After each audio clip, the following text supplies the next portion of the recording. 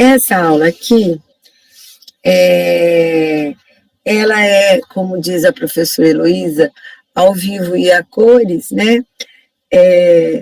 A orientação que a gente teve de ontem para hoje é ser presencial online, né, remota, por conta das condições da nossa pandemia aí. Então, nós vamos discutir os nossos casos clínicos de forma remota e não lá na sala de aula. Se vocês tiverem dúvida, quem tem um microfone, abre o microfone, pergunta, eu interrompo, a gente discute. Quem não tiver o áudio, pede para um colega avisar no chat e no Gilberto Lima. E aí, então, ou então, às vezes eu consigo ver.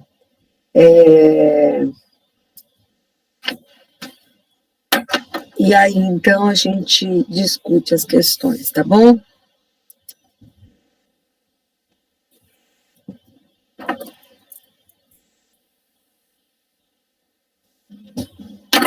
Pronto. Então, vamos lá.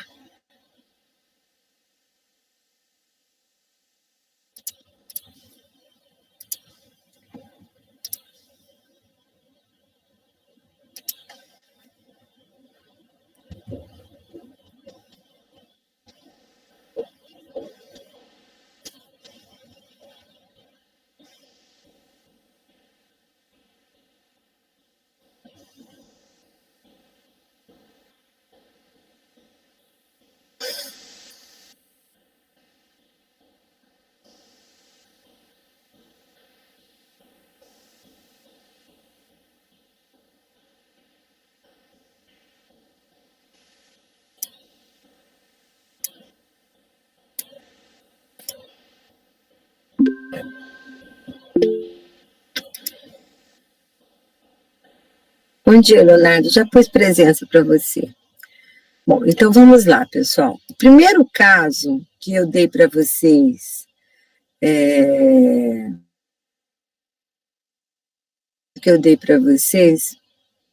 acho que vocês estão vendo a apresentação aí. O primeiro caso que eu dei para vocês, naquela lista de casinhos, ou no Xerox, é esse senhor de 53 anos, né? O que a gente tem que observar? A idade, né? Ele tem 53 anos, ele vem para a consulta porque ele está preocupado com o ganho de peso. Então, ele é um paciente que teve um aumento de peso de aproximadamente 10 quilos nos últimos 6 meses, e ele vem com uma história de que ele sempre, desde a infância, teve um problema com obesidade, que ele era fumante, parou desde os 20 anos, e que não é uma pessoa que é adepta a fazer exercícios, né? Então, ele não é... O estilo de vida dele é um estilo de vida mais sedentário e de alimentação fora de casa, muitas vezes sem alimentação adequada, comendo mais carboidratos, gorduras, enfim, não é aquela alimentação cotidiana de casa. Ele relata também que a pressão arterial dele sempre foi normal e que ele fez uns exames onde havia algumas alterações, né? Onde havia algumas alterações nesses exames. Mas ele não fala qual, né? Ele fala assim, que eles estavam próximos à normalidade, mas não cita qual. E o que chama atenção é que a avó é a diabética. Então, aqui é um ponto importante que está relacionado ao estilo de vida do paciente. Então, vocês sabem, quando eu dei aula para vocês, eu falei para vocês que dislipidemia pode estar associada história familiar, ao quadro de dislipidemia primária, com caráter genético. Ela pode estar associada ao estilo de vida, nesse caso é uma dislipidemia secundária. Ela pode estar associada a uma doença de base, como, por exemplo, diabetes, e ela pode estar associada a algum medicamento que o paciente use. Então, quando vocês levantam a história do paciente, é importante esses pontos. Verificar se ele faz uso de algum medicamento que possa alterar o perfil lipídico, verificar o estilo de vida dele, nesse estilo de vida, se isso se encaixa nessa provável alteração dos exames laboratoriais, e a história familiar. Nesse caso aqui, a história familiar é muito importante, porque o diabetes, ele tem uma predisposição genética de 80%, chega a 80%, principalmente o diabetes tipo 2. Então, pacientes diabéticos tipo 2, normalmente, eles têm genes que vão modificar os receptores, que vão modificar as enzimas que estão presentes lá nas células do tecido muscular e adiposo, e que vão fazer com que desenvolva resistência insulínica. E a resistência insulínica também está associada à síndrome metabólica e à obesidade. E aqui ele tem obesidade também, né? Ele procura o médico por conta da obesidade. Então, aqui é importante, interessante, sempre para um paciente desse, pedir o perfil lipídico e o TSH, e, lógico, o perfil da glicose, a glicemia, a hemoglobina glicada. O que vocês observam? No exame físico, ele está em bom estado geral, ele é sobrepeso, com uma circunferência abdominal de 104 centímetros. Quando vocês leem a diretriz ela se orienta pelo que a Federação Internacional do Diabetes fala. E na Federação Internacional do Diabetes, fala assim, que o homem, se tiver uma circunferência abdominal maior que 94 centímetros, e a mulher maior que 80 centímetros, você tem que considerar a obesidade visceral. E quando você tem obesidade visceral, se você tiver mais 2 parâmetros, seja pressão arterial elevada, seja glicemia maior que 100, pressão maior que 130/80, glicemia maior que 100, triglicérides aumentado ou HDL baixo, qualquer um desses parâmetros, se você tiver 2 desses parâmetros associados com o aumento da circunferência abdominal, é suficiente para você classificar o paciente portador de síndrome metabólica. Aqui, vocês veem que a pressão arterial dele já está alta, 140 por 105, 145 por 100, 180 por 110, tanto a sistólica quanto a diastólica. E a circunferência abdominal também está aumentada. Então, aqui ele já tem circunferência abdominal e a pressão, a alteração da pressão. Quando vocês pedem os exames, vocês veem que o valor da glicemia vem maior que 100. Então, ele é um paciente portador de síndrome metabólica. Então, ele é um paciente portador de síndrome metabólica. E o que vocês observaram? Que o exame da glicemia dele veio acima de 126 miligramas por decilitro. Sempre que vocês tiverem um exame desses, vocês precisam de um segundo exame confirmatório para dar o diagnóstico de diabetes. Houve essa solicitação pelo médico e o segundo exame dele veio de 160 miligramas por decilitro. Então, realmente, o paciente é diabético, porque ele tem 2 momentos em que a glicemia de jejum dele está maior que 126 miligramas por decilitro. Vocês não precisavam fazer dessa maneira. Como diz o Dr. Rodrigo, vocês poderiam pedir a glicemia em jejum e a hemoglobina glicada. Oi, Bárbara. Tem gente pedindo para aceitar. Espera um minutinho.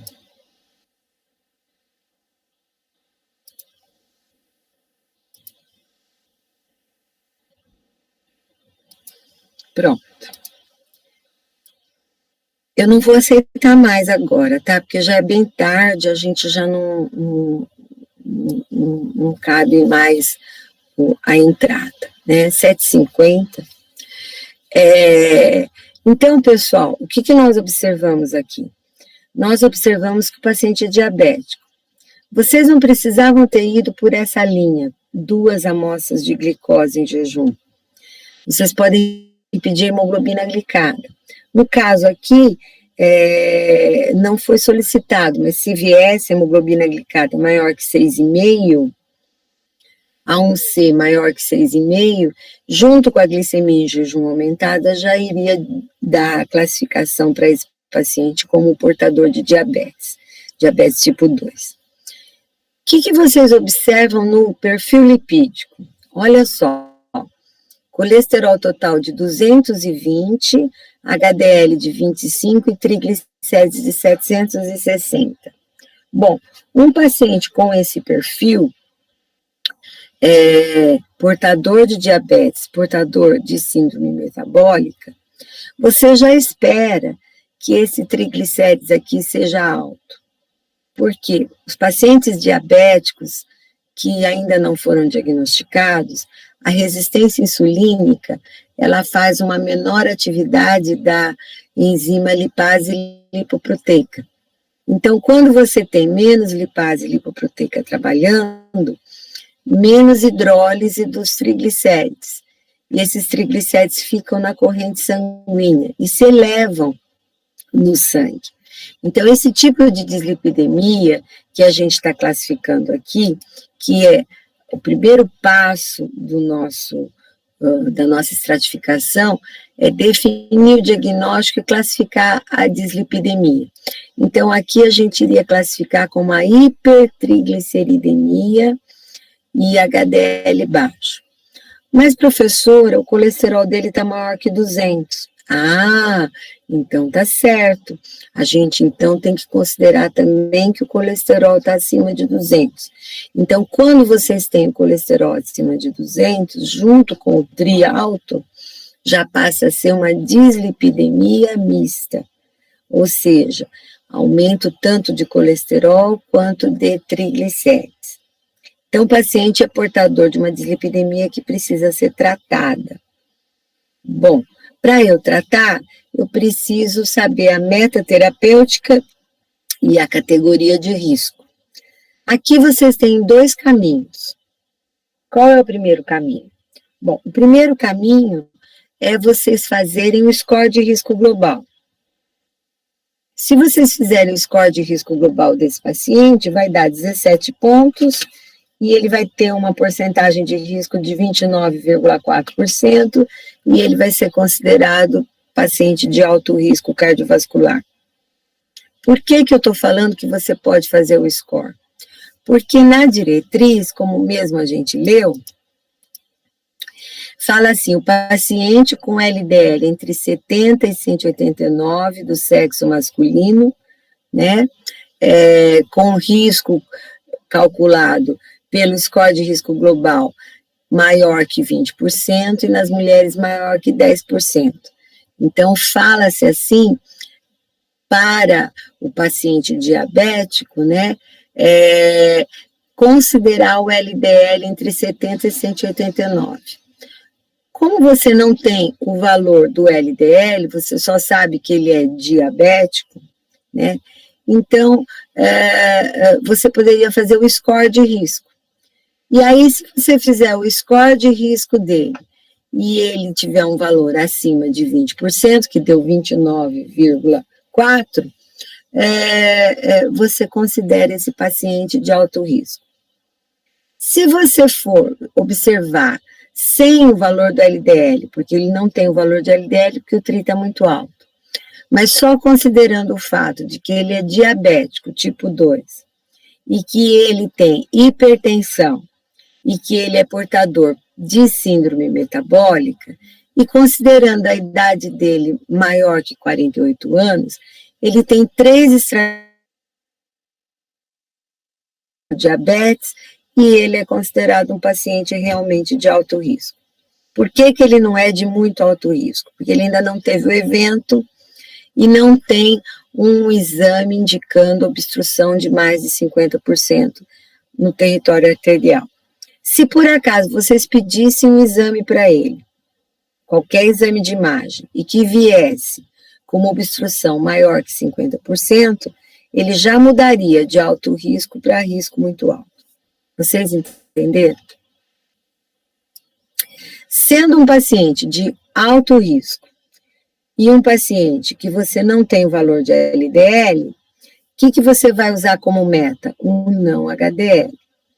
O não HDL dele tem que ser menor que 100, porque ele é um paciente de alto risco. Ah, professora, mas como eu calculo o não HDL? É uma continha muito fácil de calcular.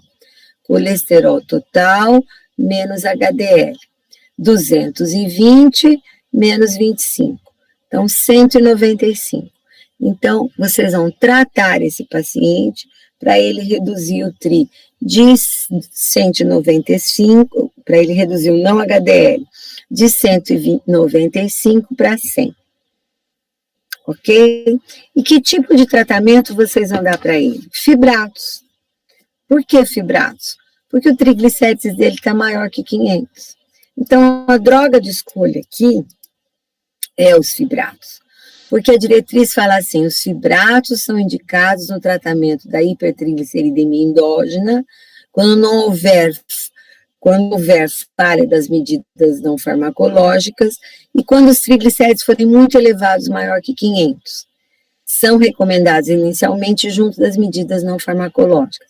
E no tratamento da dislipidemia mista, com predomínio de hipertrigliceridemia. Ou seja, seu paciente tem uma dislipidemia mista com predomínio de hipertrigliceridemia. Então, você está resguardado pela diretriz. É um triglicérides maior que 500, é uma dislipidemia mista com predomínio de hipertrigliceridemia, eu vou tratar com um fibrato. Os fibratos você pode usar de forma isolada ou em associação com outros fármacos. Quando você tem a hiperlipidemia mista, a taxa sérica de TRI deve orientar como o tratamento farmacológico deve ser iniciado. Então, se você tem um valor acima de 500, iniciar com fibrato. E ele fala assim, adicionando-se, se necessário, ácido nicotínico e o ômega 3. Hoje, a gente estuda por que fazer essa associação. E aí, a diretriz te responde, nesta situação, a meta prioritária é a redução do risco de pancreatite. Então, lógico, nesse paciente, você vai avaliar se ele tem dor abdominal, como está o exame físico dele, né? Para vocês entenderem se há necessidade ou não de colocar um segundo fármaco junto com o fibrato. Se não houver, trata só com o fibrato. Usa só o fibrato para reduzir esse triglicérides. Até porque ácido nicotínico aumenta os níveis de ácido úrico. E ele já tem um ácido úrico aumentado. Ácido nicotínico, a niacina, aumenta os níveis de glicose. E ele já tem uma glicemia elevada, ele já é diabético. Então, por que usar um fármaco que vai me dar efeitos colaterais e que vão fazer com que eu piore o perfil laboratorial desse paciente? Então, ficamos só com o fibrato. Ah, professora, por que eu não uso o ômega 3? Porque a grande vantagem do ômega 3 é para elevar os níveis de HDL. Se ele fizer uma caminhada, se ele mudar a dieta dele, se ele fizer MEV, mudança de estilo de vida, ele vai conseguir aumentar o HDL da mesma forma que o ômega 3. O ômega 3, ele consegue a elevação do HDL, mas você precisa de no mínimo 3 a 4 gramas. É um pirulão, uma cápsula enorme, que você vai precisar tomar 3 ou 4 dessas para você ter o efeito para aumentar os níveis de HDL. E que não é vantagem, porque o paciente vai ficar incomodado de tomar esses comprimidos, são cápsulas gelatinosas grandes, de difícil ingestão, então não vai priorizar tanto a queda do triglicérides, e alguns relatos, alguns artigos falam que até pode ter uma elevação dos níveis de LDL também. Então, a melhor coisa é manter só fibrato nesse paciente. E aí, quando vocês tiverem um exame daqui a 3 meses desse paciente, se caso, então fala assim, após reavaliação, ou seja, o que a diretriz está dizendo para vocês? Depois de 3 meses, caso haja a necessidade de redução adicional de colesterol, vai ser o caso desse paciente, porque vocês estão vendo que ele já tem colesterol de 220.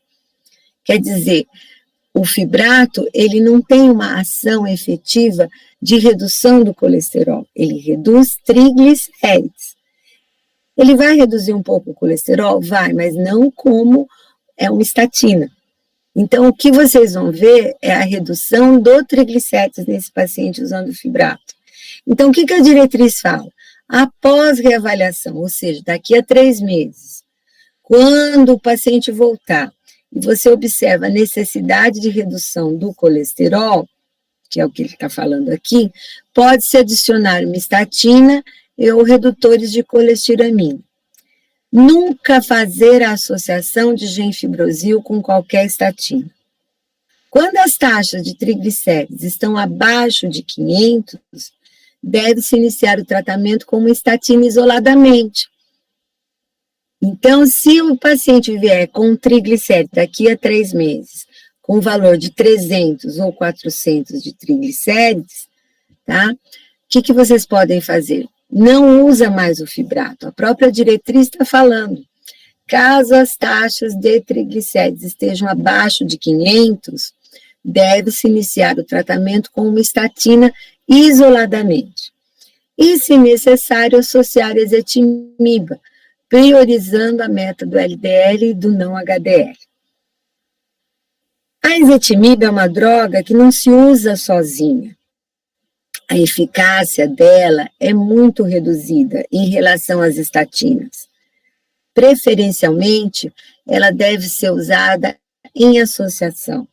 E você deve deixar a associação quando você tiver o aparecimento de efeitos colaterais, ou quando você precisar de uma redução muito grande do colesterol, para você estar fazendo uso dessa associação.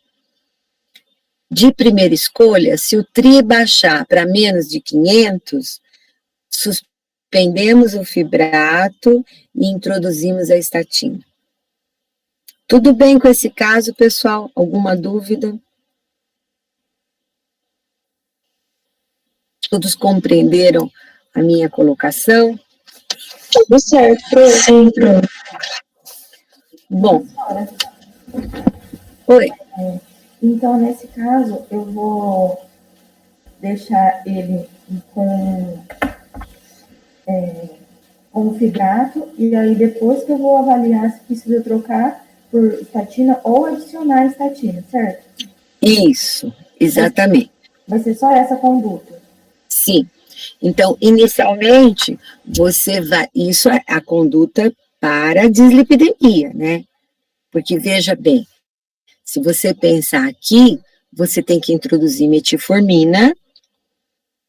Por que você tem que introduzir metformina? Porque você encontrou um diagnóstico de diabetes nesse paciente. Então, pensando em hiperglicemia,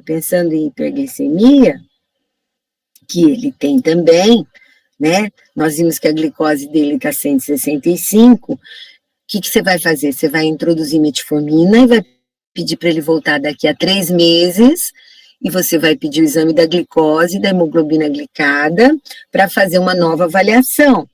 Se ele está adaptando-se ao MEV, né? Se ele fez uma avaliação nutricional, se ele está resguardando a dieta de carboidratos, de gorduras saturadas, de redução de sódio. Então, você vai avaliar isso tudo daqui a 3 meses. Então, é lógico, a gente estava falando assim em nível de lipídios. Nós vamos dar fibrato para ele, mas ele não vai sair, você como médica não vai sair só com fibrato. Você vai dar a metformina para ele, e aqui, como ele é classificado como diabético, para o tratamento da hipertensão, já são 2 medicações. Ele já vai fazer uma associação de antihipertensivos. Então, para controle da hipertensão, o que você vai fazer? Você vai, por exemplo, você pode até pedir um mapa para ele. O que é um mapa?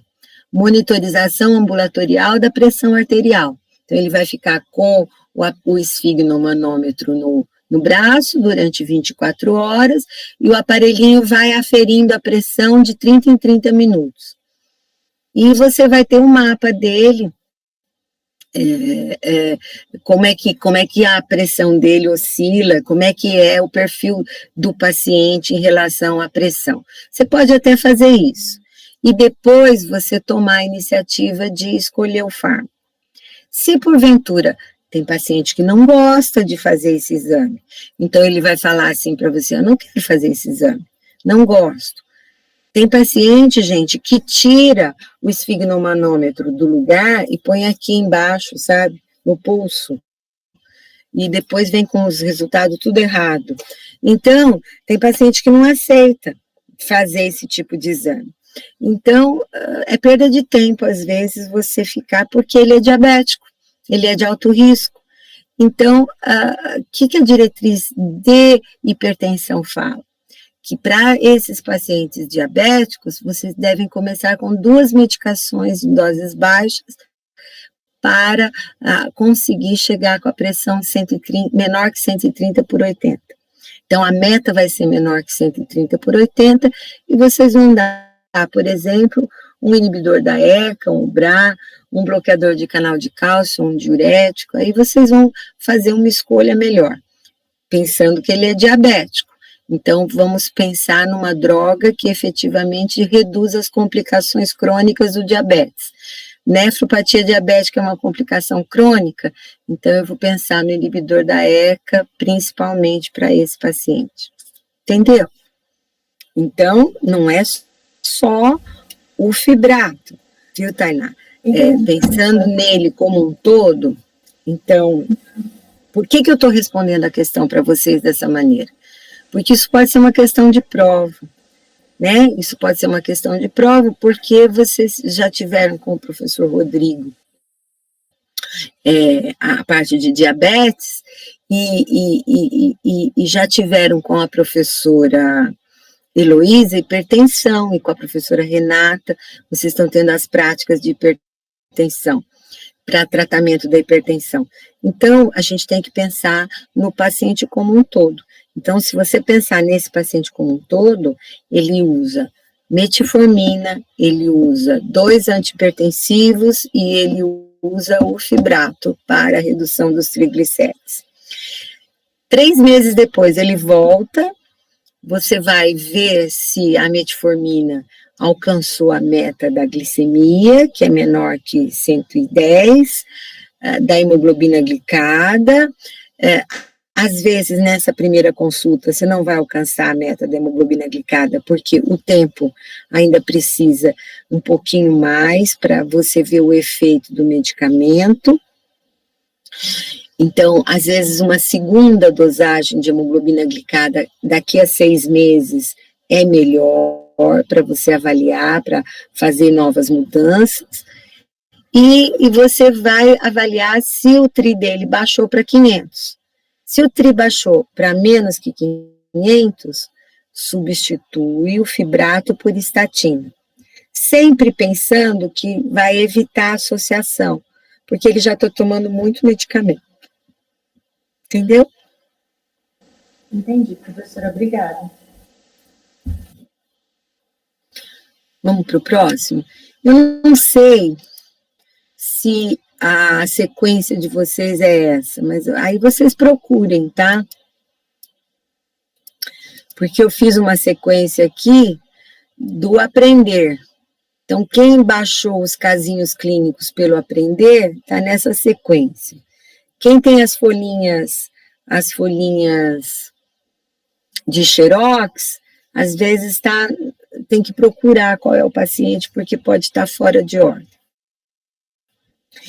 Esse aqui é um paciente de 46 anos, pardo, que tem já aumento de colesterol, ele já refere que no exame de rotina já tinha aumento de colesterol, fez um teste ergométrico, esse teste ergométrico deu positivo, e quando ele fez o teste e deu positivo, ele já foi encaminhado para uma angioplastia.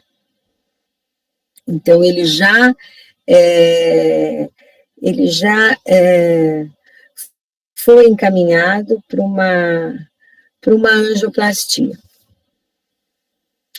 Na angioplastia, observou-se que ele tinha uma lesão grave na descendente anterior e foi implantado um stent com um antiagregante plaquetário.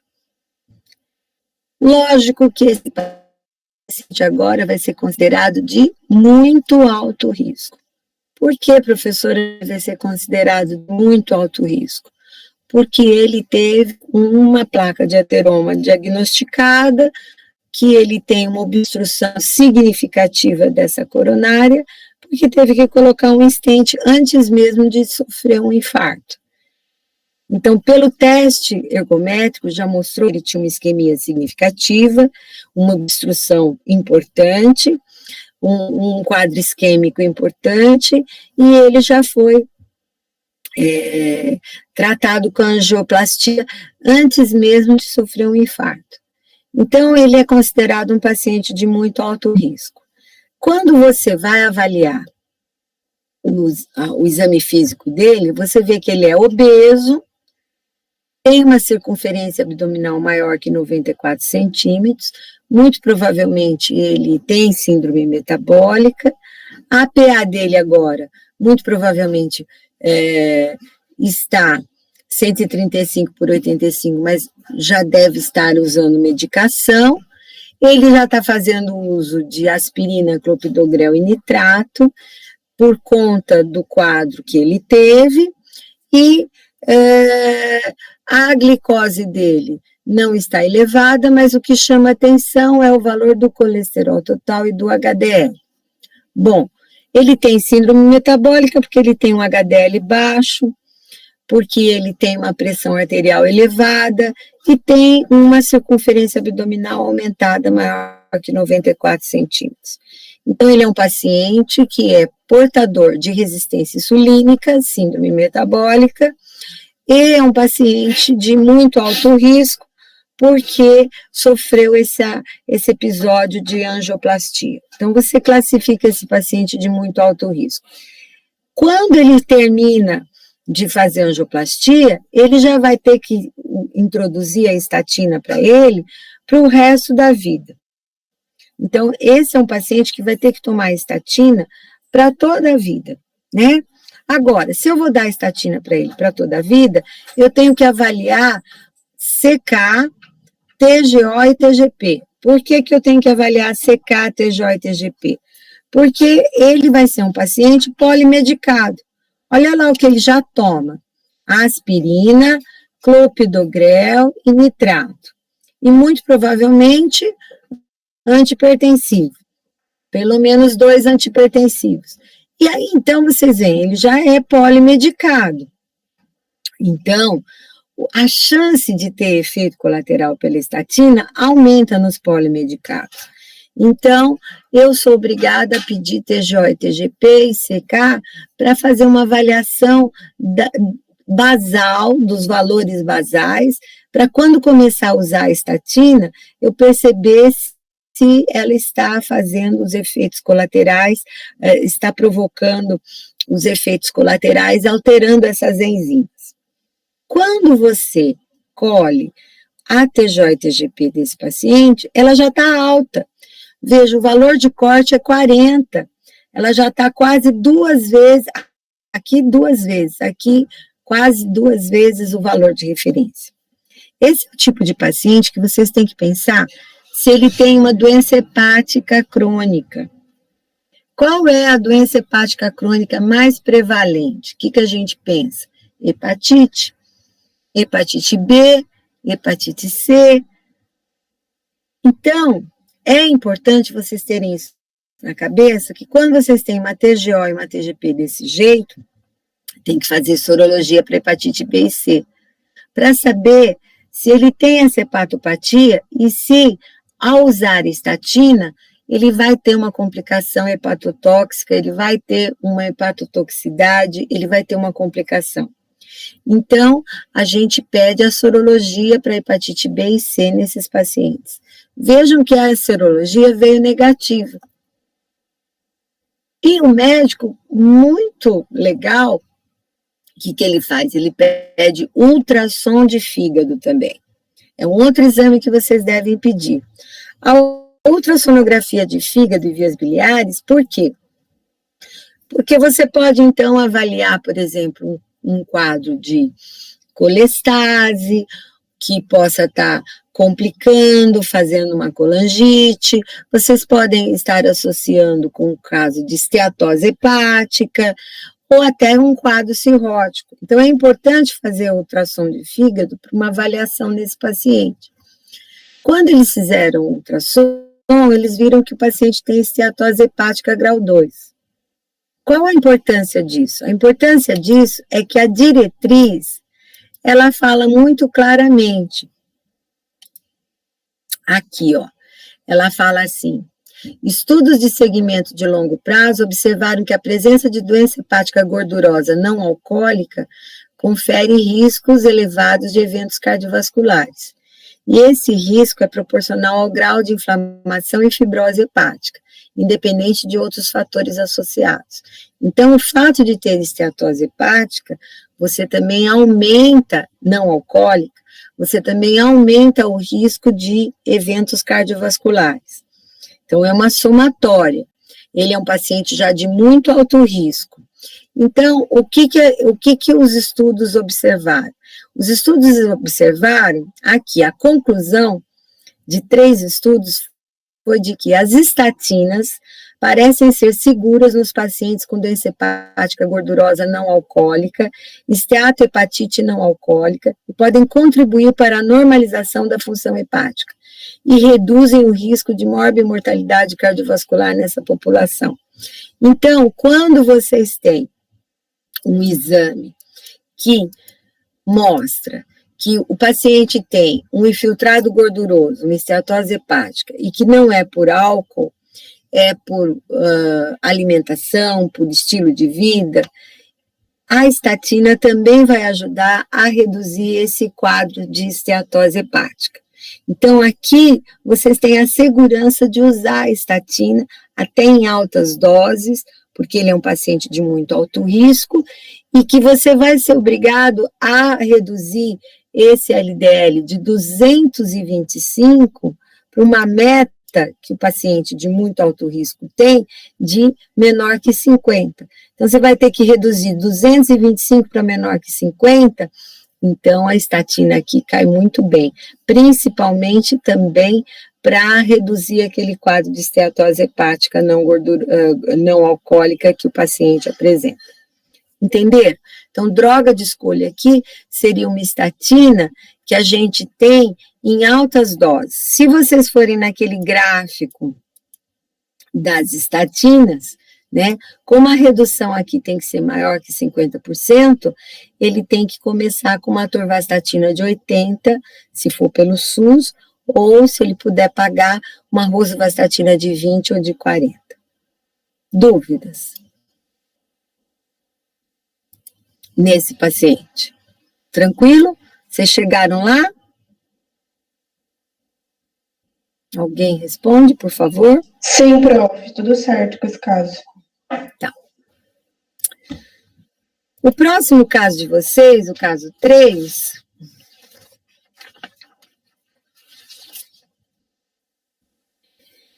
Ela tem 60 anos, branca, e ela tem exames que mostram que ela tem hipercolesterolemia. Ela nega tabagismo, ingestão de bebidas alcoólicas, ela é sedentária, e ela fez uma cirurgia, uma esterectomia com oferectomia aos 45 anos. O que isso é importante para vocês? Ela tem um quadro de, primeiros 60 anos já está com uma menopausa natural, mas ela tem um agravante que é essa esterectomia com oferectomia que faz uma menopausa precoce. Então, ela foi submetida aos 45 anos para uma menopausa precoce. Menopausa precoce faz a gente pensar em diminuição da produção estrogênica, e na mulher o estrógeno tem um fator de proteção cardiovascular. Então, quando a mulher chega na fase dos 54 anos para mais, em que ela tem a menopausa natural, ela vai ter uma mudança estrogênica, uma queda de estrógeno significativa, e vai, então, ter uma redução da proteção cardiovascular. Importante essa mulher fazer caminhada, importante essa mulher mudar o estilo de vida para reduzir esse risco cardiovascular.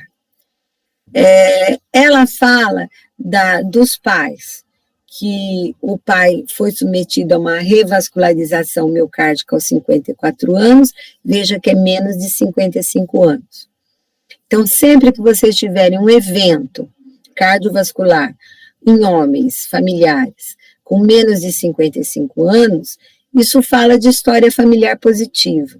Então, muito provavelmente, a senhora aqui, do caso, essa hipercolesterolemia dela é uma dislipidemia primária, heterozigota, porque você tem história familiar positiva. A mãe teve um AVC com 59 anos, antes dos 65 anos. Então, ela tem pai e mãe com história familiar positiva de doença cardiovascular precoce, que fala muito de dislipidemia primária. Então, muito provavelmente, esse colesterol dela aumentado é por dislipidemia genética, por dislipidemia primária. Vocês veem que ela está com um IMC de sobrepeso, a circunferência abdominal dela está maior do que a ideal, que para mulheres é maior que 80, já é diagnóstico de obesidade visceral, pela Federação Internacional do Diabetes.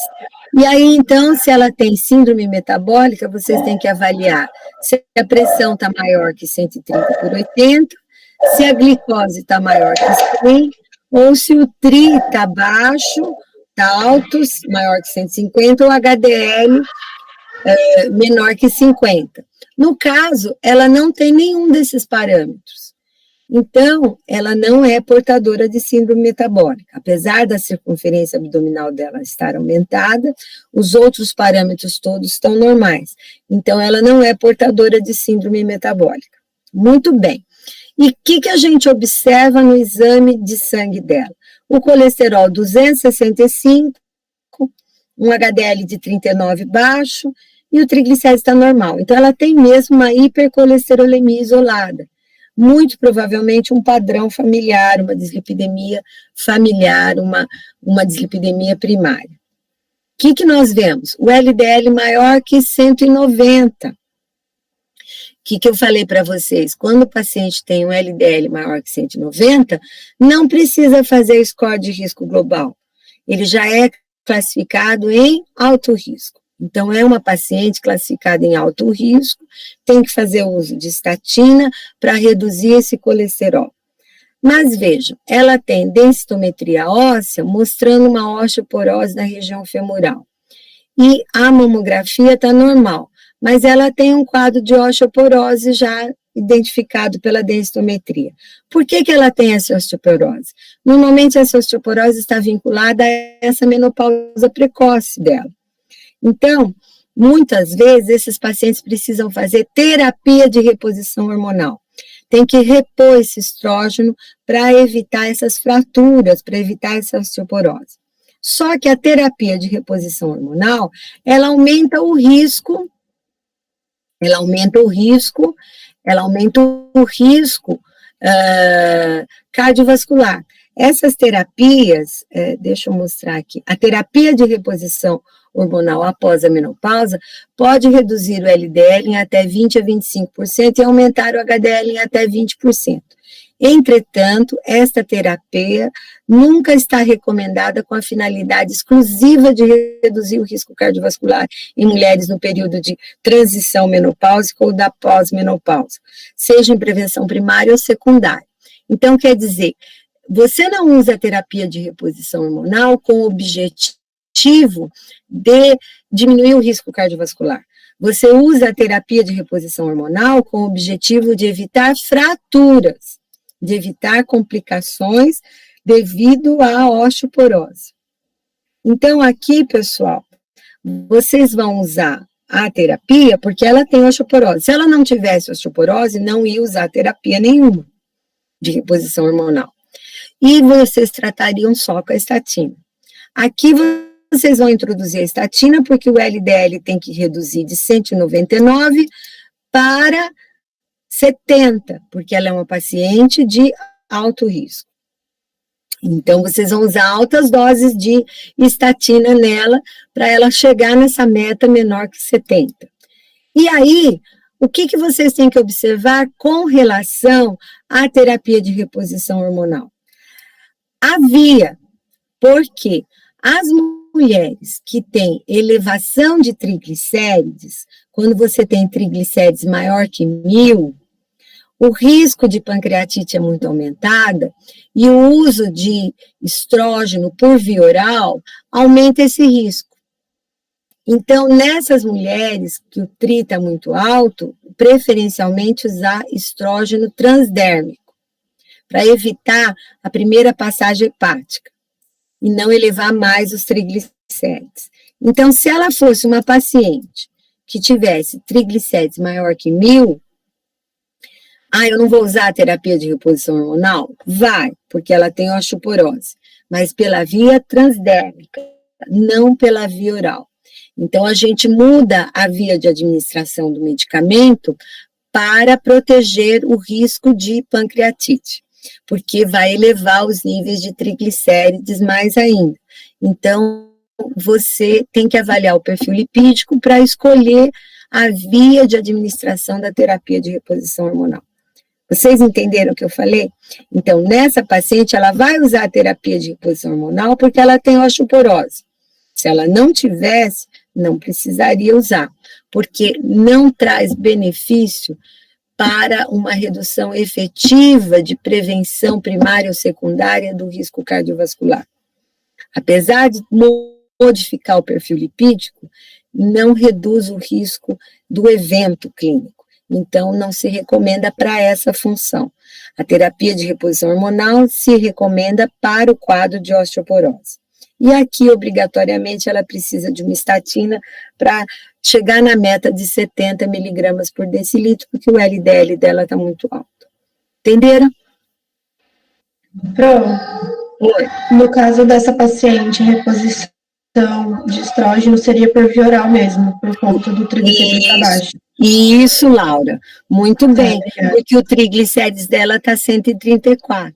Então, no caso dessa paciente, a terapia de reposição é por via oral, é um estrógeno via oral. Muito bem, até pode ser um estrógeno combinado com progesterona para diminuir riscos de doenças neoplásicas, mas é por via oral, muito bem, por via oral, tá?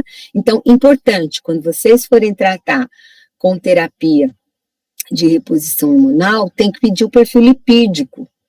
Tem que pedir o perfil lipídico para vocês observarem que via de administração vocês vão dar para o paciente. Entenderam? Muito bem.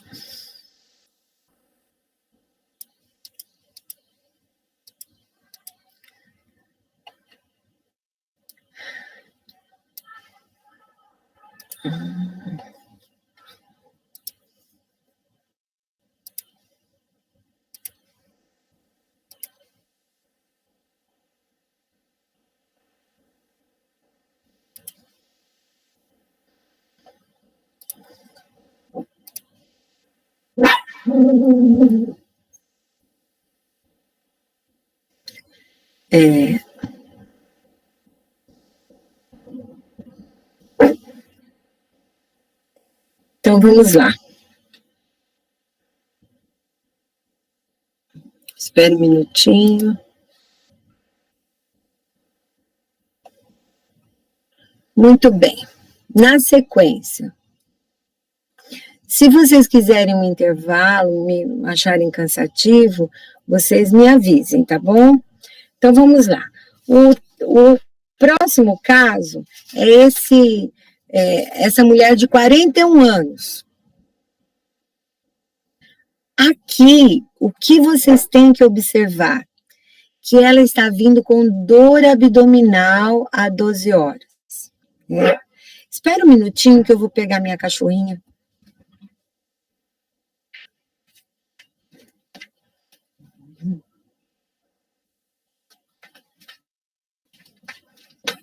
Sim. Senão ela vai latir e vai atrapalhar a aula. Então, aqui, pessoal, é assim. Ela tem 41 anos e ela tem dor abdominal há 12 horas. Então, ela vem com quadro de dor abdominal.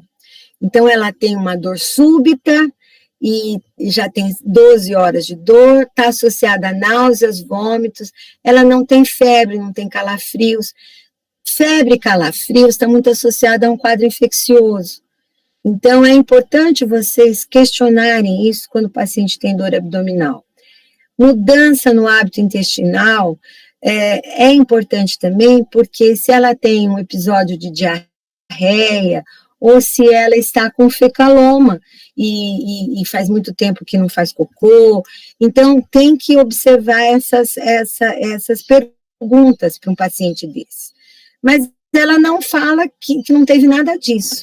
Então, quando ela fala que não teve nada disso, e que a dor abdominal é epigástrica, é uma dor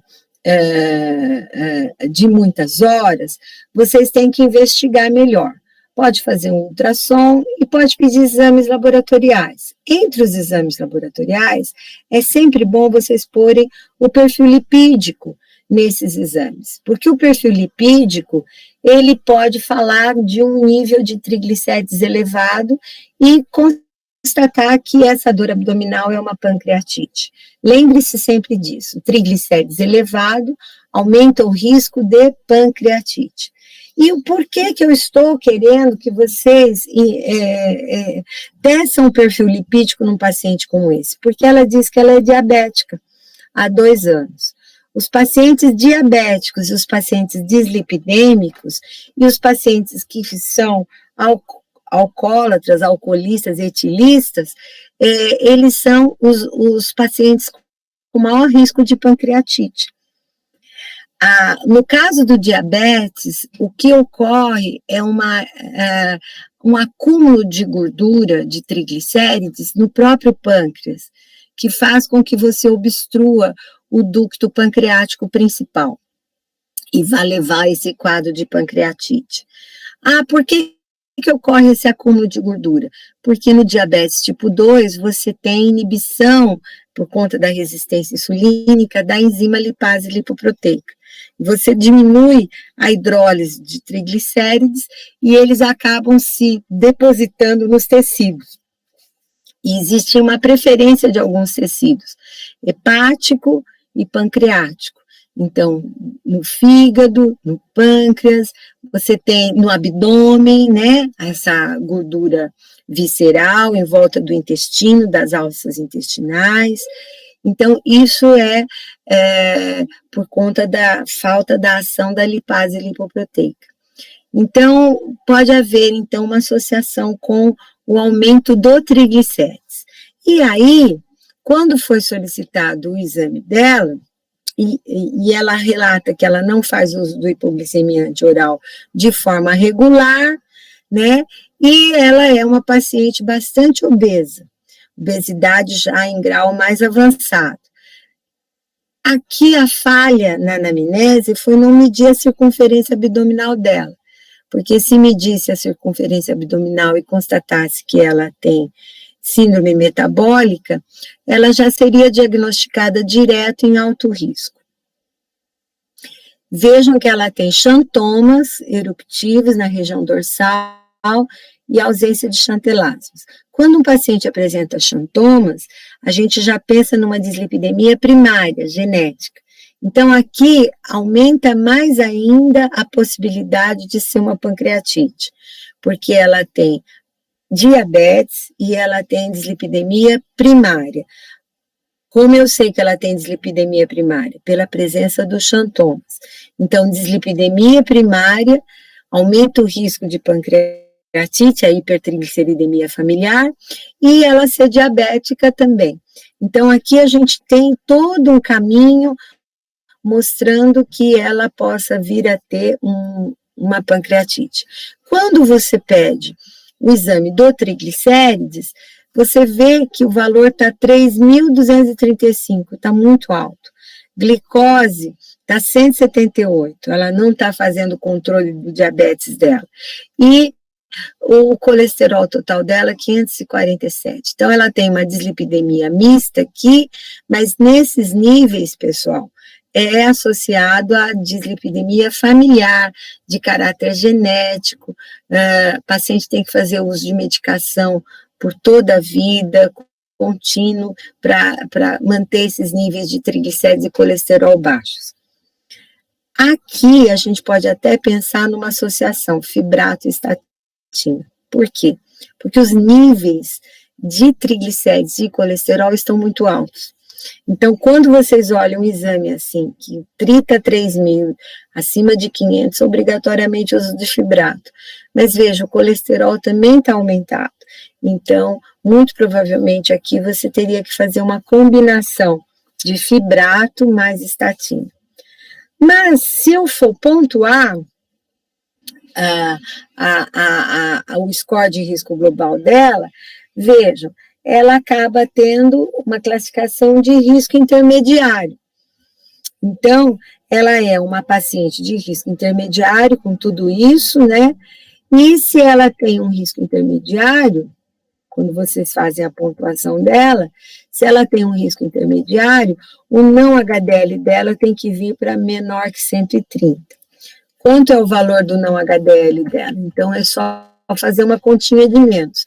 547 para 34. Então, isso aqui vai dar 513. Então, é lógico que vocês vão ter que usar altas doses de medicação, porque você tem que cair de 513 para, como ela é risco intermediário, 130. Então, não vamos tratar essa paciente com uma medicação só, ou com uma dose baixa, porque vocês não vão alcançar êxito. Então, aqui, a diretriz fala que você pode combinar, adicionar a estatina junto com o fibrato, desde que não seja gemfibrosil. E ela, muito provavelmente, ela é portadora de síndrome metabólica, mas como a gente não teve a medida da circunferência abdominal para verificar que ela é maior que 80 centímetros, porque ela tem obesidade mórbida, então ela tem uma circunferência abdominal aumentada. Se você medisse a circunferência abdominal, muito provavelmente seria classificada em alto risco, porque ela é diabética, portadora de síndrome metabólica. Então, vejam, a falta de uma medida aqui, nesse exame, modifica o score de risco que você está usando. Se você for pelo score de risco global, ela vai ser classificada em intermediário. Mas se você pedisse aqui a circunferência abdominal dela e classificasse ela como portadora de síndrome metabólica, ela já iria para a classificação de alto risco. Porque alto risco, no paciente com diabetes, né, a síndrome metabólica pontua. Então, você já classificaria essa mulher como diabética e portadora de síndrome metabólica, né? Apesar de que aqui o LDL dela deve estar muito maior que 190, porque com um colesterol total de 500 e pouco, o LDL está muito maior que 190, já classificaria também ela em alto risco. É que a gente não tem o valor do LDL, mas supondo que provavelmente ele está alto, você iria classificá-la em alto risco. Mas quando você faz o score, você vê que o score dá risco intermediário. De qualquer maneira, o uso da medicação vai ser em altas doses para você chegar nessa meta, não HDL menor que 100 ou menor que 130. Oi? Mas só pelo fato de você estar vendo essa paciente, tipo, você meio que deduz que ela tem essa circunferência abdominal aumentada. Você não poderia classificá-la assim, tipo... Perfeito, Bárbara, perfeito. Aqui a gente tem o exame no papel, né? Nós temos, assim, o caso clínico trazendo para vocês no papel, não é o paciente na sua frente. Então, a Bárbara está certíssima. O fato de você estar lá vendo a paciente, você já sabe que ela tem uma circunferência abdominal maior do que 80 centímetros e que a classificação dela vai ser de alto risco e que não precisa nem fazer o score. Perfeito, tá certinho. Não há o que discutir, ok? Bom, então, aqui, pessoal, vamos fazer associação. Fibrato mais estatina. Que estatina e que fibrato? Então, a diretriz, ela fala para não combinar gemfibrosil com qualquer tipo de estatina. Mas vocês podem usar fenofibrato, bezafibrato, clofibrato, com a atorvastatina, com a rosuvastatina, se ela puder pagar, aqui fica a critério. O que não pode é gemfibrosil com qualquer estatina. Ok? O próximo caso, dúvidas nesse caso? E lógico, como você vai usar duas medicações, vocês vão sempre pedir CK, TJ e TGP para acompanhar as complicações, os efeitos colaterais que essas duas associações aí, que esses dois medicamentos vão dar para essa paciente, tá? E vai dar metformina para ela, porque ela tem que fazer tratamento do diabetes, né? Às vezes, se ela puder pagar uma outra medicação mais efetiva, melhor, né? Mas, que faça com que ela diminua a compulsão alimentar, faça ela se sentir com maior plenitude, seria melhor. Fala. E como que eu vou classificar a dislipidemia dela? Não entendi. Como eu classifico essa dislipidemia dela? A dislipidemia? Primária e secundária.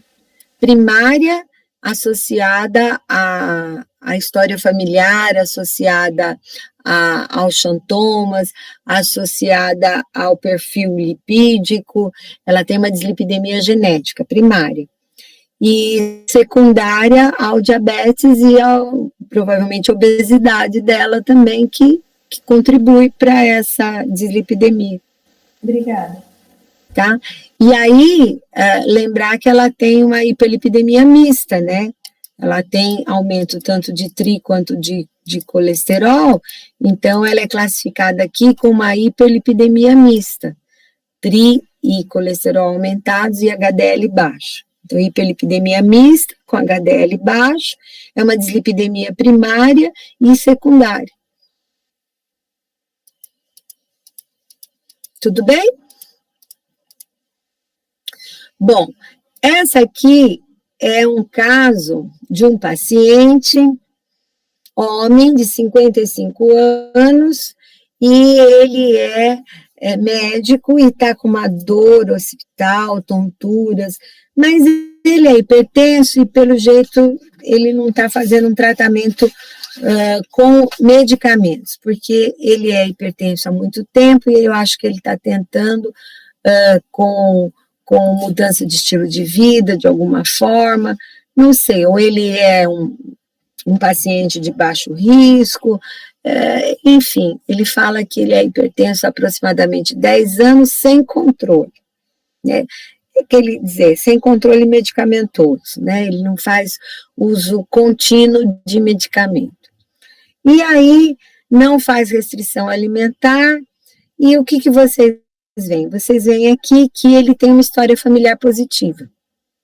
A mãe faleceu com 64 anos, menos de 65 anos. E ele tem um dos irmãos, 2 irmãos mais velhos, sendo um deles com aumento de colesterol. Então, isso aqui fala de uma história familiar positiva. Muito provavelmente esse colesterol que ele tem é secundário à genética, é uma dislipidemia primária, secundária aí, causada pela história familiar de origem genética, né? Então, tem que observar o tratamento adequado dessa dislipidemia. Ele é sobrepeso, ele tem circunferência abdominal aumentada, ele é hipertenso, e ele não tem uma glicose elevada, a glicose dele é menor que 100.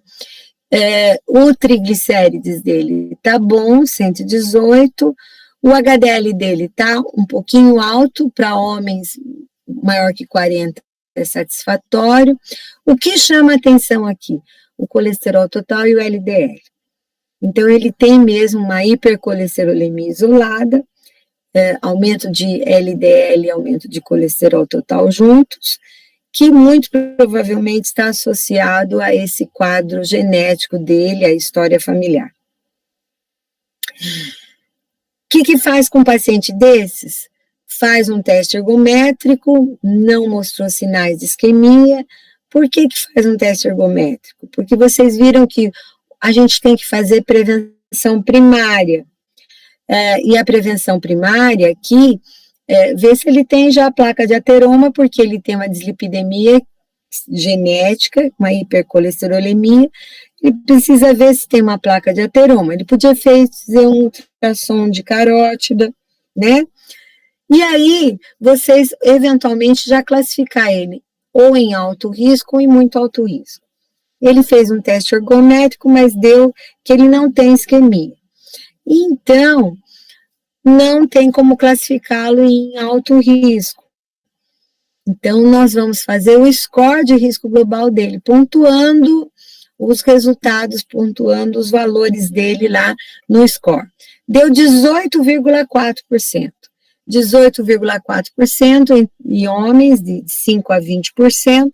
Ele é um paciente de risco intermediário. Então, 18,4%. Por quê? Porque a gente somou 10 pontos pela idade dele, que ele tem, que idade que ele tem? Deixa eu ver aqui. 55 anos, 10 pontos. Depois, pontuamos aqui o valor do HDL dele, deu 0, porque está maior que 40, então está satisfatório. Ele pontuou o colesterol, porque ele tem uma dislipidemia primária, e, consequentemente, o nível de colesterol dele, de LDL, está alto, então deu 2 pontos.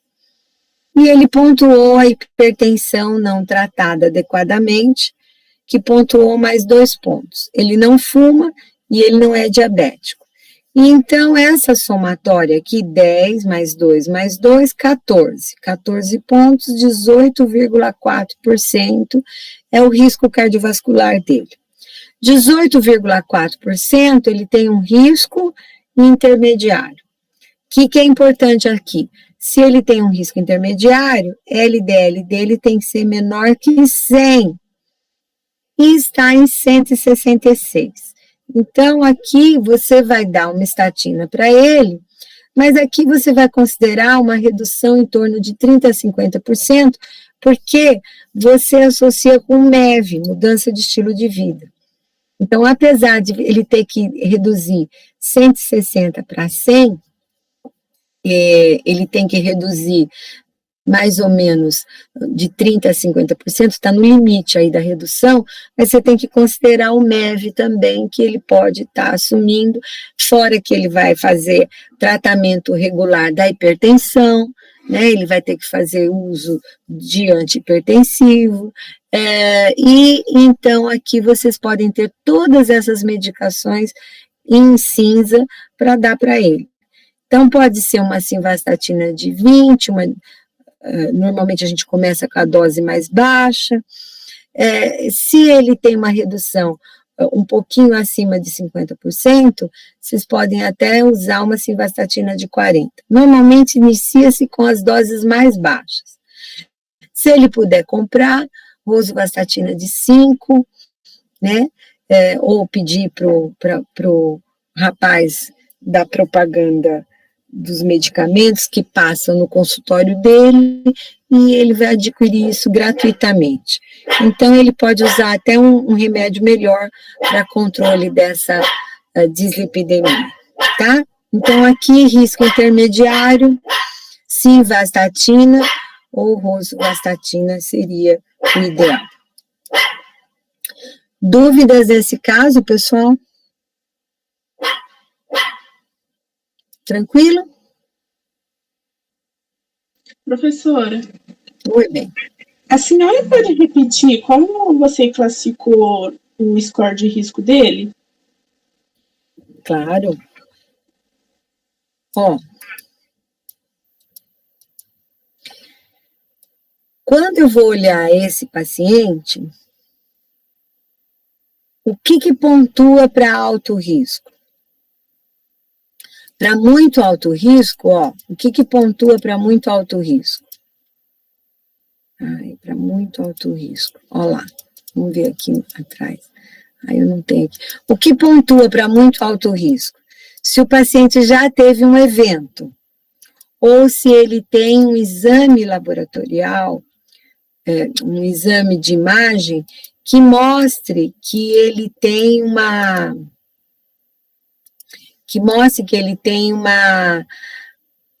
placa de ateroma que faz uma obstrução maior que 50%.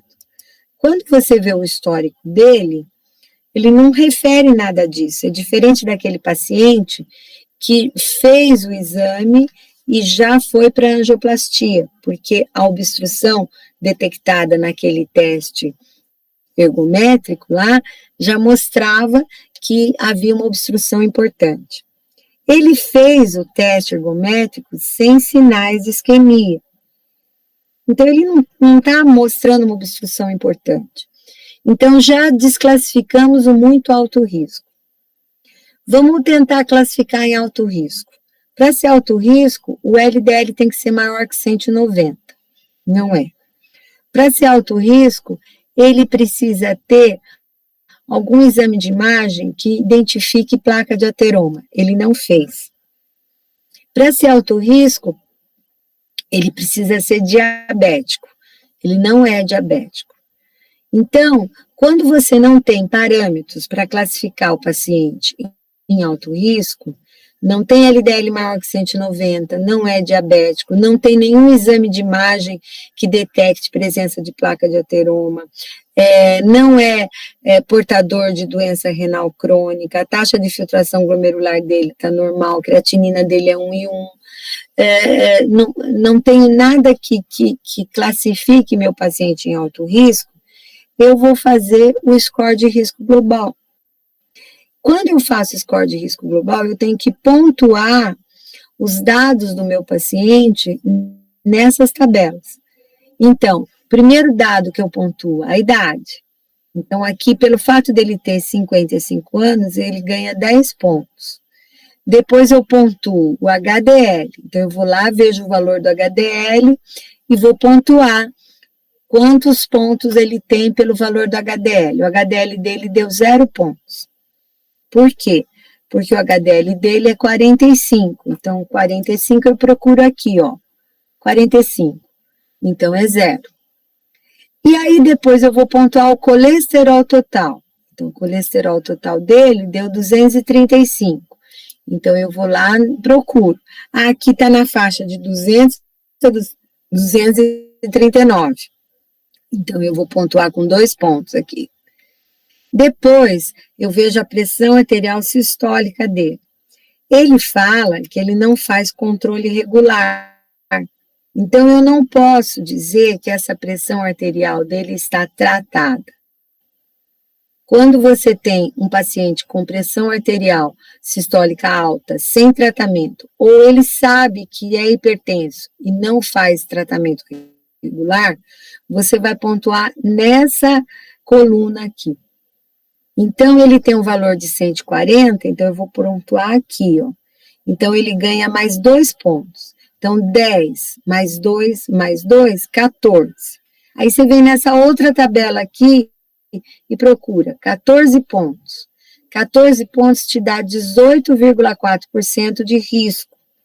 Então, 18,4% de risco, você vai na tabela de risco absoluto. Menor que 5% é baixo risco. De 5% a 20% nos homens é risco intermediário. O dele deu 18%, então se encaixa aqui, risco intermediário. E se ele tivesse um valor maior que 20%? Então ele seria de alto risco. Como ele teve um valor de 18%, ele é classificado em risco intermediário. O que você faz agora? Vai lá na tabela que vem junto com o exame laboratorial, e você vai procurar, o valor, você vai procurar o valor do risco intermediário. Então, o risco intermediário, que é o que ele foi classificado, ele tem que ter um LDL menor que 100. Se ele tem um LDL de 166, eu vou tratar esse paciente para vir para um LDL menor que 100 com o uso do medicamento. Você entendeu? Entendi, professora, obrigada. Eu tinha me perdido na hora que a senhora estava vendo os pontos. Obrigada. Ó, segunda-feira passada, eu fiz o meu exame.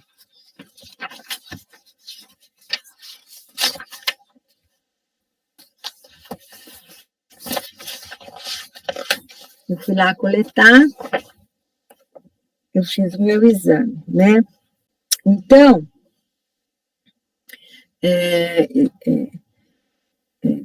como é que eu vou fazer para mostrar para vocês? Não sei se vocês vão enxergar. Ó, eu queria que vocês enxergassem. Vem essa tabela que eu estou mostrando aí para vocês, junto com o exame. Então, toda vez que vocês receberem o exame do laboratório, vai vir essa tabela junto. Vem a mesma tabela que vocês estão vendo aí de LDL, tá? Ó, menor que 130 baixo, menor que 100 intermediário, menor que 70 alto, menor que 50 muito alto. Então, essa tabela aqui, ó, aparece junto com o exame. Sempre vai vir o exame, ó, eu fiz lá no Oeste. Sempre vai vir o exame, tá? Com o valor do LDL, e embaixo vai vir a tabelinha.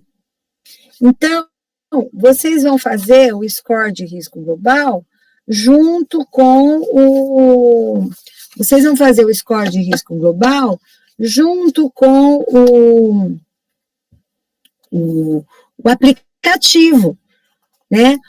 Às vezes, você nem precisa do aplicativo. Quando você vai nesses congressos, eles têm uns círculos, sabe? Que você vai rodando assim, colocando os valores do seu paciente, e ele mesmo te acha a porcentagem de risco e te dá a classificação.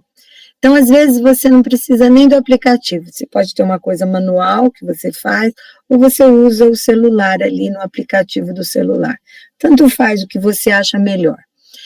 E aí, você vai comparar o valor do LDL do seu paciente, né, com a classificação de risco.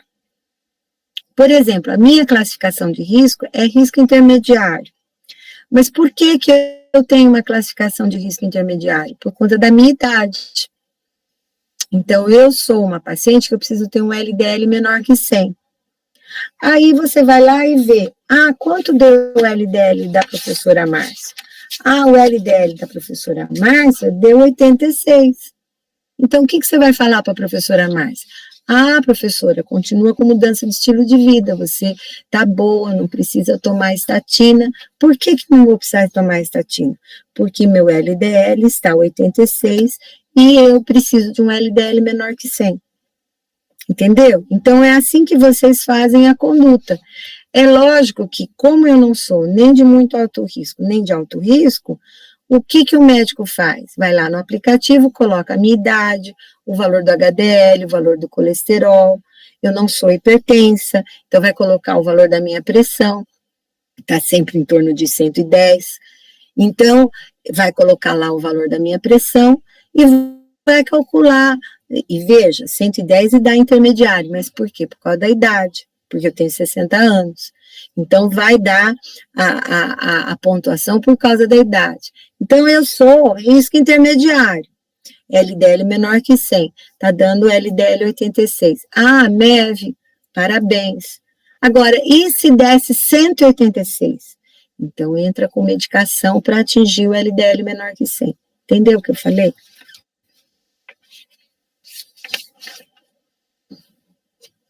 Entendeu? Tudo bem? Bom, dúvidas mais? Tudo certo, professora. Sim. Último casinho, então. O último caso aqui, então, quem é? Olha lá. O último caso é uma criança. Por que eu trago uma criança para vocês? Para vocês verem que vocês não vão ter idade. Hoje, nós temos pacientes com dislipidemia, que são crianças, adultos jovens, idosos. Nós temos as idades mais variadas, certo? Quando vocês recebem uma criança, importante, ela é obesa ou ela não é obesa? Se for obesa, normalmente é uma dislipidemia secundária à obesidade, ao estilo de vida. Então, vocês vão ver que os níveis de colesterol e triglicérides dela estão pouco aumentados. Estão aumentados, mas pouco aumentados em relação ao valor de referência. Então, normalmente, é mais fácil essa criança obesa ser tratada, porque vocês vão explicar para a mãe que precisa mudança de estilo de vida para essa criança, não vai usar medicamento e vai orientar um NEV de forma bem criteriosa para ela perder peso, para ela ter orientação nutricional e com isso ficar com os níveis de colesterol e triglicéridos dentro dos valores desejáveis. Agora, quando a criança é magrinha e vem com colesterol, sempre vocês têm que pensar em dislipidemia primária genética, que é o caso dessa criança. Ela tem 7 anos, ela é portadora de hipercolesterolemia, a mãe fala que ela, desde pequena, tinha placas amareladas pelo corpo, nos cotovelos, nos joelhos, e que as medidas de colesterol dela são na faixa de 900 e LDL de 800. E ela já faz uso, por conta dessa hipercolesterolemia familiar, é claro que é genética, claro que é uma dislipidemia primária, ela já faz uso de uma droga que é a colestiramina. A colestiramina é uma resina sequestradora de sais biliares que você faz uso de pacotinhos, envelopes. Você dissolve aquele envelope na água e a criança toma de manhã. O problema dessa colestiramina, ela reduz a absorção de vitaminas lipossolúveis. Então, normalmente, esses pacientes têm que fazer o uso no período da tarde de complexos vitamínicos. Não pode esquecer disso. Toma colestiramina de manhã, vitamina lipossolúvel à tarde. Por quê? Porque esse medicamento impede a absorção de A, D, E, K, as vitaminas lipossolúveis. Vejam que ela já toma 2 a 3 pacotinhos. ela já toma 2 a 3 pacotinhos ao dia. Às vezes, ela já está intolerante. Então, muitas vezes, a gente tem que pensar em fazer associação com estatina, mesmo que ela tenha 7 anos. Ah, professora, mas as estatinas são medicações que podem causar efeitos colaterais. Sim, mas ela pode ter um comprometimento cardiovascular e vir a morrer antes mesmo do aparecimento desses efeitos colaterais. Então, a gente tem que pensar isso, porque, olha, ela já tem sopro, ela tem xantomas tuberosos em cotovelos e joelhos, ela já tem uma perda visual aqui, porque tem arco córneo esboçado bilateralmente, ela já tem sopro sistólico, então ela já tem comprometimentos importantes. Então, nesse caso, a gente precisa realmente fazer uso de uma combinação, já que ela já está mostrando intolerância à colestiramina. A colestiramina é a primeira escolha para crianças, adolescentes, mulheres grávidas, porque a estatina é teratogênica, então a gente não usa a estatina em mulheres grávidas. A colestiramina é droga de primeira escolha para esse tratamento de dislipidemia. Mas, quando você tem alguma intolerância, como é o caso dessa menina, que ela já não está tomando direito, porque o colesterol e o LDL dela estão muito altos, e ela já está rejeitando o tratamento, é preferível você tratar com um envelopinho e associar a estatina e fazer uso da combinação. É lógico que ela é uma criança de alto risco, porque o LDL dela está maior que 190. Então, eu não preciso fazer score, não preciso fazer nada. O LDL maior que 190 já classifica essa criança em alto risco. Então, olha lá, aqueles com concentração de LDL maior que 190 já são classificados em alto risco. E aí, se ela é de alto risco, o LDL dela tem que vir para menor que 70. Se ela tem um LDL de 830 para menor que 70, por mais que vocês façam uso de medicação de altas doses de estatina, não vão conseguir chegar no valor de meta. Infelizmente, não vai. Então, a colestiramina é o único inibidor disponível no Brasil e ele é apresentado em envelopes de 4 gramas. A posologia máxima permitida é 24 gramas ao dia. 24 gramas ao dia é 6 envelopinhos, 6 vezes 4, 24. Ela já está tomando a metade, né, e já está se sentindo intolerante, e aqui ele fala, posologias superiores a 16 gramas ao dia são dificilmente toleradas.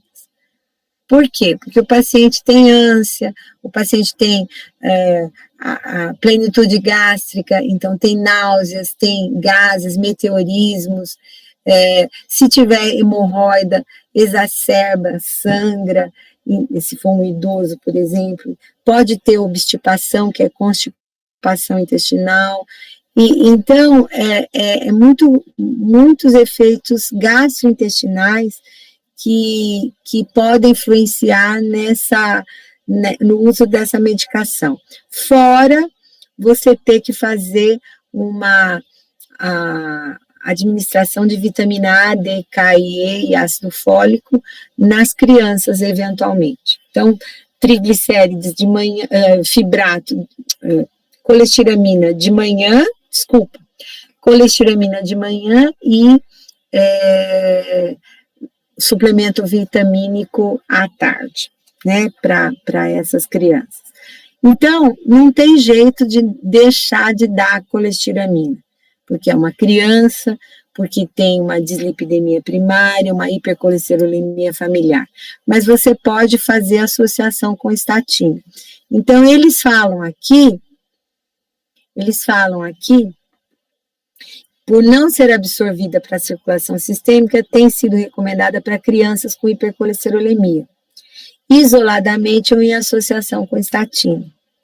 Então, quando vocês têm uma situação como dessa menina, que ela já começa a ter intolerância, e vocês veem que os níveis de LDL dela não abaixam porque ela não está tomando a medicação, aí vocês são obrigados a pensar em uma associação. Só que tem que colocar na cabeça que o valor de meta está muito longe de ser alcançado. Então, muitas vezes, essas crianças, elas não conseguem manter esse LDL no valor de meta. Então, as complicações para essas crianças são mais graves. Existem saída para essas crianças? Tem. Tem um processo chamado plasmaferese. A plasmaferese é como se fosse uma diálise do sangue para remoção de lipoproteínas. Mas você não tem a plasmaferese em todos os hospitais. Você tem a plasmaferese em departamentos especializados. Eu conheço do INCOR. Então, no INCOR, o departamento de lipídios do INCOR tem todo o equipamento para fazer plasmaferese. Então, uma criança dessas tem que ser encaminhada para o INCOR, e lá, então, fazer pelo menos 1 a 2 vezes ao ano essa plasmaferese. Então, é a remoção dessas lipoproteínas da circulação para ver se os níveis de colesterol dessas crianças, junto com o medicamento, ficam mais próximos da meta. Mas que o medicamento vai alcançar esse valor de meta, muito difícil. Dúvidas, pessoal? Professora, nessa criança, a gente daria uma estatina de qual dose? Começaria com dose mais baixa? Altas doses, mesmo sendo criança. Mesmo sendo criança, sabe? Aqui, você tem que trabalhar com atorvastatina e atorvastatina em altas doses, mesmo sendo criança. Mas e aí, ela não consegue comprar? Como que faz? No caso, se ela não consegue comprar a atorvastatina, o que acontece? O que a gente faz? Não. Aqui, Fernanda, você como médica vai ter que preencher uma papelada para o alto custo do AME.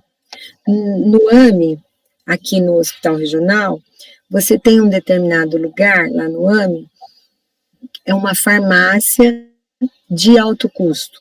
Então, por exemplo, alguns fármacos que os pacientes precisam usar, por exemplo, para tratamento de epilepsia, para tratamento de neoplasias, para tratamento de dislipidemias, que são fármacos mais caros e que são controlados pelo governo, você tem toda uma papelada que chama-se solicitação de fármacos de alto custo. Então, você como médica vai fazer o preenchimento dessa solicitação, vai explicar por que você está pedindo a atorvastatina de 80, vai anexar os exames laboratoriais da criança, vai fazer um relato da história da criança, dizendo que ela já faz uso de colestiramina, que já está intolerante, que não está aceitando a medicação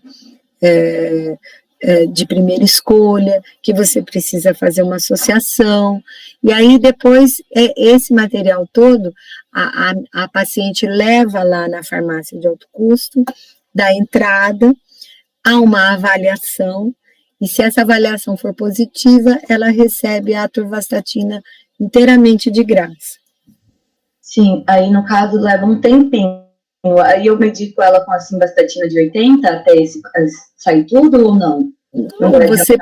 Você pode usar uma simvastatina, sim, porque está no SUS, né, até sair essa papelada, você pode sim, é uma boa saída.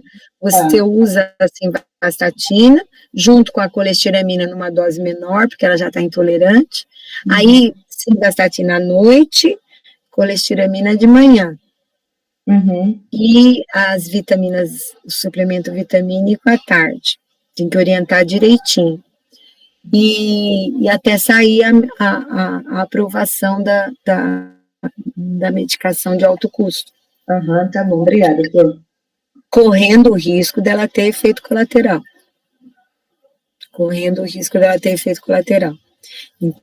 Então, se ela tiver efeito colateral, você vai ter que trocar essa medicação. Nessas situações, aí você usa uma atorvastatina de 20 miligramas com ezetimibe de 10, porque vai ter equivalência para a atorvastatina de 80. Então, se daqui a 3 meses, ou 6 meses, ela voltar com dor articular, dor muscular, a mãe queixa que ela sente muita dor e tal, você vai ter que fazer ajuste da dose aí. Reduz a atorvastatina e combina com o ezetimibe de 10. Ah, tá com muita dor com a atorvastatina? Aí muda para simvastatina com ezetimibe de 10. Tá, obrigada. Tá? Mas sempre pensando que você vai ter que fazer uma associação com ezetimibe para manter a eficácia medicamentosa de um fármaco de concentração maior. Entendeu? Sim, obrigada, Bruno. Professora? Pois não. Você pode colocar esses slides no Aprender? Porque lá só tem os casos clínicos. Isso eu vou ter que conversar com a coordenação, sabe? Porque eu achei tão bom, professora. Tá tão mais simples. Eu tenho que conversar com a coordenação, porque as aulas estão sendo gravadas, mas eu não sei se eu posso dispor a gravação das aulas no Aprender. A gravação, o slide. Ah, os slides, tá bom.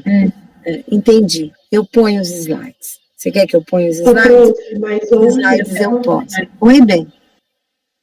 Ontem a Maria Rita falou que se a gente precisasse, que as aulas seriam dispostas, gravadas também pra gente. A gente teria aula online e seria colocado no Aprender depois. Mas o documento essa é uma discussão que a gente vai ter que ter com a coordenação, porque o documento que eu recebi da direção não é esse. O documento que eu recebi da direção é que a gravação eu tenho que dispor para uma lista de alunos que estão isolados, que apresentaram o motivo de não participação das aulas por estarem afastados, porque são alunos de risco, ou porque estão com Covid, sabe? Então, eu vou conversar com ela, porque a carta, a recomendação que a gente recebeu da direção, não da coordenação, lá de cima, foi que a gente estaria dispondo a gravação para os alunos de risco que apresentaram as devidas documentações, e para os alunos afastados. E para os alunos que estão assistindo normalmente presencial, a aula seria presencial e a cores, e vocês teriam que participar da aula presencial. Professora, mas independente disso, posta os slides para a gente, que já ajuda bastante. Sim, Bárbara, sim, os slides, sim. Eu coloco os slides, sim, pode deixar. Eu tive que montar eles rapidinho. Olha, ontem me deu um trabalho danado, porque eu falei, gente, como que eu vou agora presencial só com o papel na mão aqui? Então, eu tive que, mas eu ponho para vocês, não tem problema, tá bom? Obrigada. Então, e aí a gravação a gente vai ver como é que vai ficar, porque eu preciso discutir isso direitinho. O professor estava com Covid na semana passada, e ainda não recebi. Ah, sim, verdade. Os alunos da minha listinha,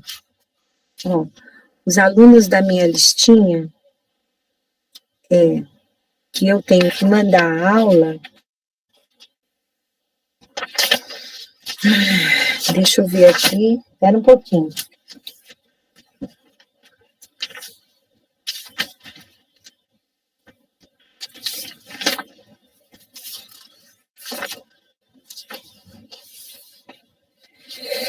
Os alunos da minha listinha, a Isabela? Quem que estava falando com